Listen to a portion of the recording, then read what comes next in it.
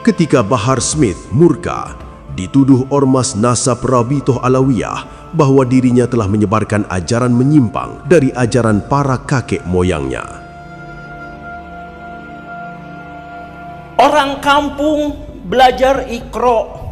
Orang kampung waktu kecil itu belajar tentang akidah, belajar tentang sejarah dari ustadz, dari kiai yang sangat mereka cintai. Lalu ada cerita bahwa Habib terbodoh itu 70 kali lipat lebih mulia daripada kiai-kiai.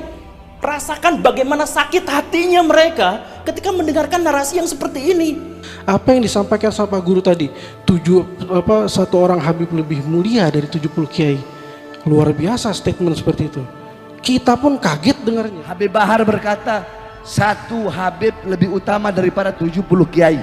Yang ngomong bukan Bahar bin Smith, yang ngomong Syekh Abil Hasan As-Sindi. Dan hal ini buat kalangan Alawiyin pun asing sekali mengatakan seperti itu. Saya lagi ngajar santri, biar santri ini tahu Thariqah Ba'alawi, biar kalian tahu Bahar bin Smith juga Thariqah Ba'alawi. Ente orang ba'da maghrib baca ratib, Habib Bahar ba'da maghrib baca ratib, Bahar bin Smith ba'da isya ratib al-atqas, sebelum subuh doa fajar, ba'da subuh wirul latif, sebelum duhur futuhatul arsyiyah, ba'da duhur mafatih sa'adah, hizib khafi, hizib nawawi, wirid sakron. Kita orang juga Thariqah Ba'alawi. Saya lagi ngajar.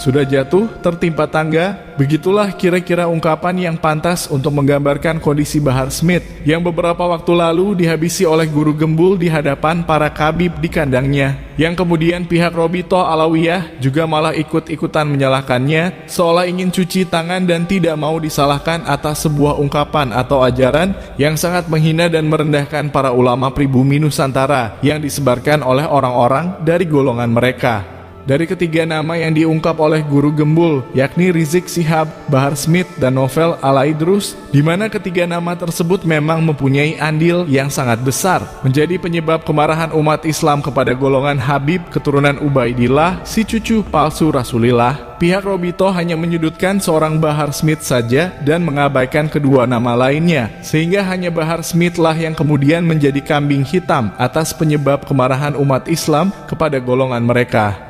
Maka bisa dimaklumi jika Bahar Smith kemudian meresponnya dengan sangat murka, membela diri atas tindakan Rabithah Alawiyah yang kemudian justru membongkar kebohongan ormas nasab tersebut yang ingin menutup-nutupi bahwa sebuah ungkapan atau ajaran tentang satu Habib itu masih lebih utama daripada 70 orang ulama merupakan thariqah atau ajaran resmi dari golongan mereka. Kita sudah paham dari awal bahwa pernyataan dari pihak Rabithah Alawiyah yang menyangkal bahwa ungkapan satu Habib itu masih lebih mulia daripada 70 orang ulama merupakan ungkapan yang asing bagi golongan mereka. Itu hanyalah bentuk playing victim atau cuci tangan belaka, karena pada kenyataannya memang benar apa yang dikatakan oleh Bahar Smith bahwa ungkapan tersebut merupakan thariqah atau ajaran resmi dari golongan mereka.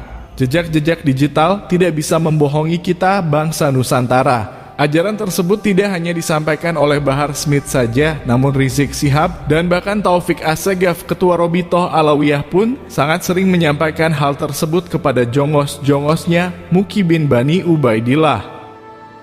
Karena itu Ibnu Arabi ditanya, mana yang lebih dahulukan, Sayyid Jahil atau yang bukan Sayyid tapi alim? Sayyid Jahil, Sayyid Jahil, Sayyid Jahil. Karena garis keturunan itu zat, nggak bisa dirubah, zat, darah daging.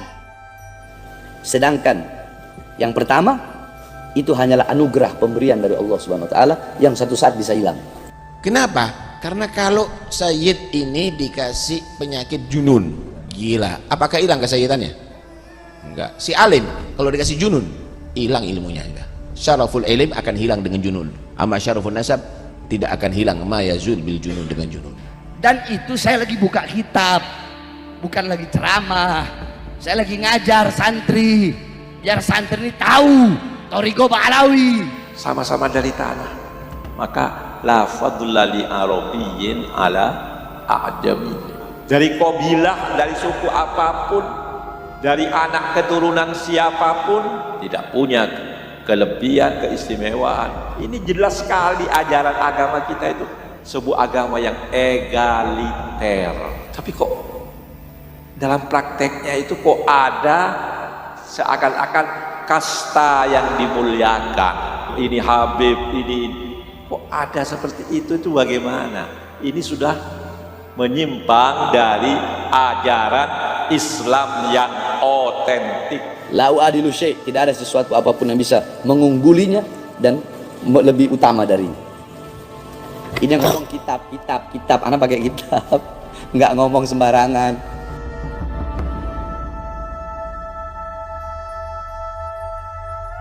Dengan ditegaskannya oleh Bahar Smith bahwa apa yang dia sampaikan tidaklah salah karena merujuk kepada kitab yang menjadi pedoman dan juga merupakan thoriqoh atau ajaran resmi dari golongan mereka, maka semakin teranglah kebohongan ormas Nasab Robitoh Alawiyah yang beberapa waktu lalu sempat menyangkal bahwa ajaran yang sangat menghina dan merendahkan para ulama Nusantara tersebut merupakan ajaran resmi dari golongan Kabib keturunan Ubaidillah, si cucu palsu Rasulillah.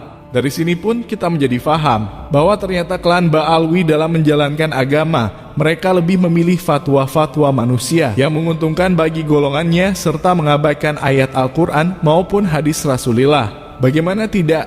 Allah jelas telah menyatakan dalam Al-Quran bahwa derajat seorang manusia di sisi Tuhannya tergantung kepada akhlak, iman, dan takwanya. Begitu pula dengan hadis Rasulillah yang mengatakan bahwa orang Arab tidak lebih mulia dari orang non-Arab, maupun juga dengan sebaliknya. Namun kaum Habib lebih memilih dan berpegang teguh kepada fatwa seorang manusia yang mengatakan garis nasab bisa menentukan orang itu lebih mulia, bahkan dibandingkan dengan 70 orang manusia, yang mana 70 orang tersebut adalah seorang ulama yang ahli dalam ilmu agama. Meskipun yang menfatwakan tersebut katanya adalah seorang ulama, namun bagi kita umat Islam yang waras cara berfikirnya, tentu saja kita bisa melihat bahwa fatwa tersebut sangat bertentangan dengan Al-Quran maupun hadis Rasulillah, sehingga jika kaum Habib adalah benar-benar kaum yang tegak lurus dalam beragama dan tidak memiliki kepentingan untuk golongannya, maka seharusnya golongan mereka tidak menjadikan fatwa tersebut sebagai pedoman, apalagi dijadikan alat untuk mendoktrin umat manusia. Di sini kita mengajak umat Islam bangsa Indonesia untuk merenung bersama-sama tentang fenomena itu semua. Pernahkah terfikir oleh kita, mengapa kaum Habib lebih memilih fatwa seorang manusia untuk menjadi pedoman mereka dan mengabaikan ayat Al-Quran serta hadis Rasulillah, khusus dalam hal kemuliaan, di mana hal tersebut berkaitan erat dengan nasab mereka yang mengklaim sebagai keturunan Rasulillah? Jika kita bisa berpikir waras dan terbuka, maka tentu saja kita bisa melihat bahwa itu adalah upaya untuk menempatkan golongan mereka pada kasta tertinggi di antara golongan manusia lainnya. Dan akibatnya golongan manusia lain tidak ada yang berani mengkritiknya, sehingga golongan mereka bebas melakukan apapun yang mereka suka di bumi Nusantara. Termasuk ajaran satu Habib masih lebih mulia dari 70 orang ulama yang sangat merendahkan ulama lain di luar golongan mereka. Diakui atau tidak, hal itulah yang membuat orang-orang klan Bani Ubaidillah merasa sangat jumawa, tidak segan menghina para kiai dan ulama Nusantara, menghina cucu pendiri Nahdlatul Ulama, dan bahkan menganjing-anjingkan para kiai kita hanya karena tidak sejalan dengan cara berpikir mereka. Gus Dur kan tidak melihat, dari mana dia bisa berkeyakinan? Kok orang nggak melihat berkeyakinan? Gus Dur itu buta mata juga buta hati. Gus Dur itu buta mata juga buta hati. Bukan dekat sama pejabat untuk cari dunia, untuk jualan agama. Itu namanya kera-kera persorban. Kalau ada ulama kayak gitu panggil, kiai monyet. Disuruh ngelompat, disuruh menari. Anjing. Begitulah ulama-ulama yang sogokan tuh, anjing. Dikasih sedikit ngelompat dia, wah dia merasa hebat. Kasih sekian melihat, wah sudah, anjing piaraan tuh. Kalau ulama sekarang jarang yang begitu, Pak. Ulama sekarang yang benar dibilang salah, yang salah dibilang benar. Itu namanya kera-kera bersorban. Apa? Katanya Ma'ruf Amin babi bukan? Babi bukan. Babi keluar.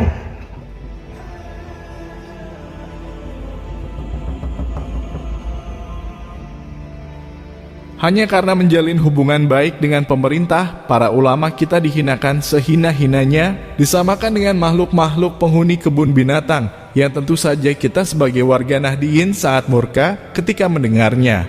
Sekali lagi, kebiadaban golongan cucu palsu Rasulullah kepada para ulama kita tidak lain diantara penyebabnya adalah karena ajaran dari golongan mereka yang mengajarkan bahwa satu Habib itu masih lebih mulia, bahkan dibandingkan dengan 70 orang ulama. Maka dari itu pahamilah kalian wahai para kiai dan ulama yang masih membela mati-matian kaum Habib si keturunan palsu Rasulullah, bahwa kebiadaban mereka serta kejumawahan golongan mereka yang merasa lebih mulia dari golongan manusia lain hanya karena nasabnya, tidak lain diantara penyebabnya adalah karena pengakuan kalian semua yang masih menganggap golongan mereka sebagai zuriat Rasulullah. Dengan kata lain, kalian wahai para kiai dan ulama yang masih ngotot membela golongan mereka, sungguh kalian memiliki andil yang sangat besar atas segala macam kerusakan yang dibuat oleh golongan mereka di atas dunia, khususnya di bumi tercinta, negeri Indonesia.